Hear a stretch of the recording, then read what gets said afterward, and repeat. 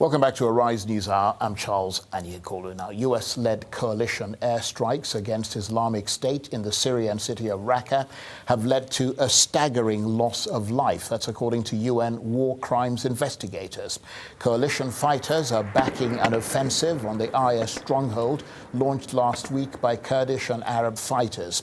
Syrian democratic forces have taken territory surrounding the city. So far, the offensive has seen around 160,000 civilians flee their homes. It's thought that 200,000 remain trapped in the city. Around 132 people have died, including 5 soldiers, after heavy monsoon rain triggered landslides in southeast Bangladesh.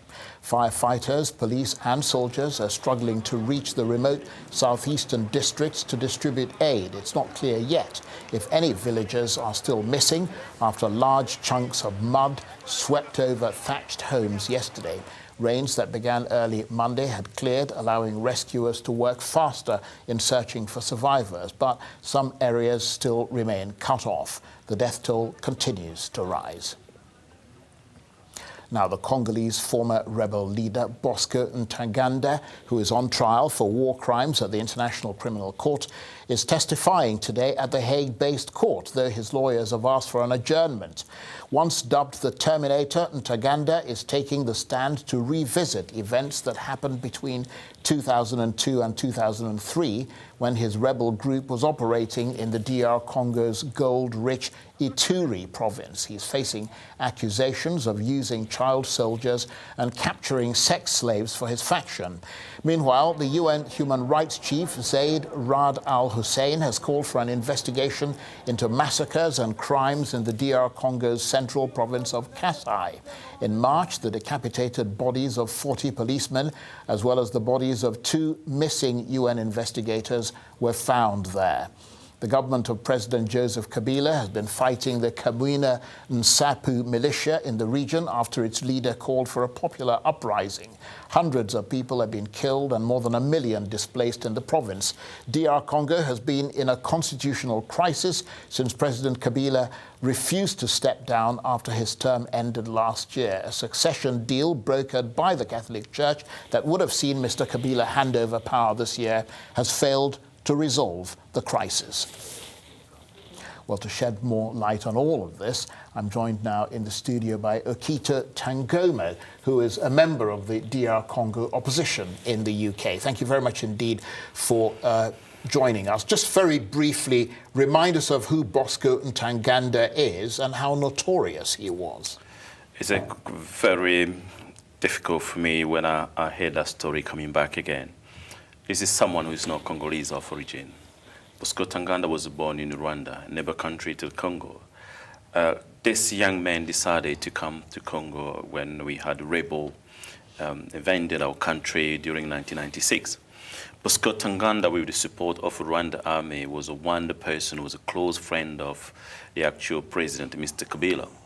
A team of a small group of rebel and criminal worked together and they decided to kill Congolese people. Bosco Ntaganda historically is not Congolese. And I'm still asking myself why we call him a rebel, because this person is still a foreigner till now. Right. What is he accused of? Because I understand he allegedly killed up to 800 civilians and raped lots of girls. Not only killing, he abused a lot of people there in the east of the Congo. Bosco Ntaganda made a fortune in the Congo. He was killing innocent civilians. He was using young people as the army. Bosco Ntaganda make the region in a very difficult situation. Right. There was a serious torture happening in the Congo during Bosco Ntaganda time. And we're going to have to watch that space, because obviously his case is at the International Criminal Court. But let's talk about the investigation which the UN is calling for in another province, Kasai. Yeah. Lots of mass graves discovered there on top of the 40 policemen and the 2 UN investigators whose bodies were found recently. What's going on in Kasai province? The true argument of what is happening in Kasai province is the abuse of the value of freedom and the respect of the law by the regime. Mr. Kabila regime has shown no mercy in protecting civilians. We're talking now, more civilians are living in a difficult situation in Angola. They decided to leave Congo just seeking protection in a neighbor country. Now they live in misery. They have become, the situation is tragic and serious. The main issue behind this is Mr. Kabila refusal to accept to respect the value of constitution. Yeah, but that's not really fair. I mean, I understand there is a problem with Mr. Kabila, but whether Kabila is there or not, I mean, the DR Congo is broken up into all these different, there's so many rebel groups fighting in that country that whether Kabila is there or not, it wouldn't make any difference, would I'm it? sorry, Charlie, that's something completely different. The region has been very stable for years. Kasai, that's originally where I come from. We don't recognize any issue of barbaric people killing each other.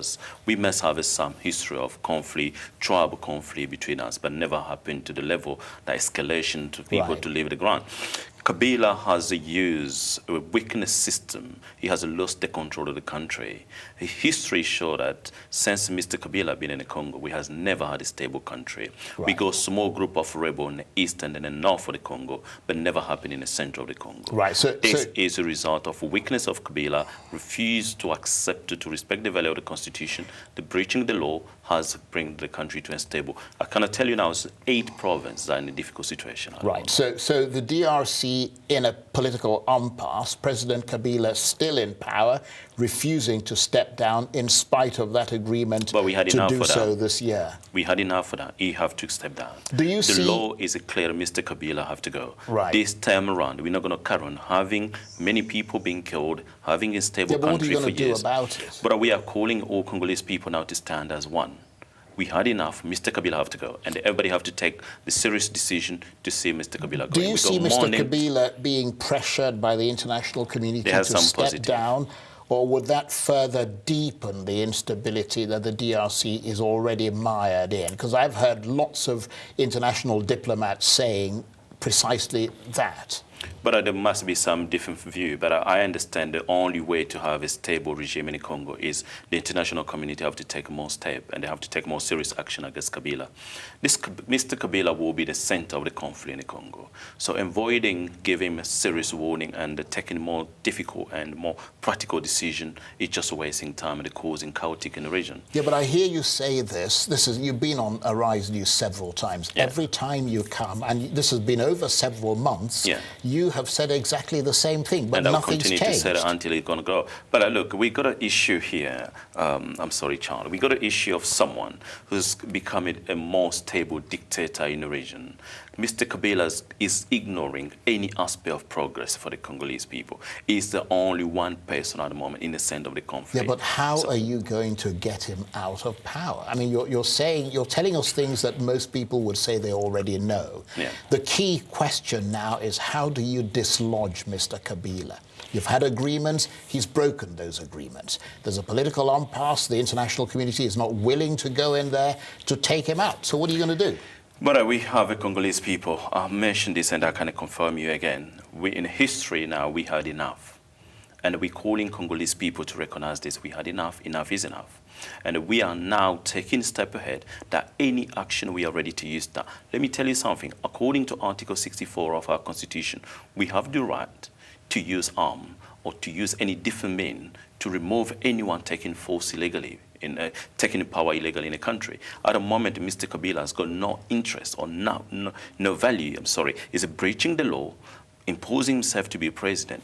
So we can use any different strategy that will be possible to us. And we're calling international community to observe the situation.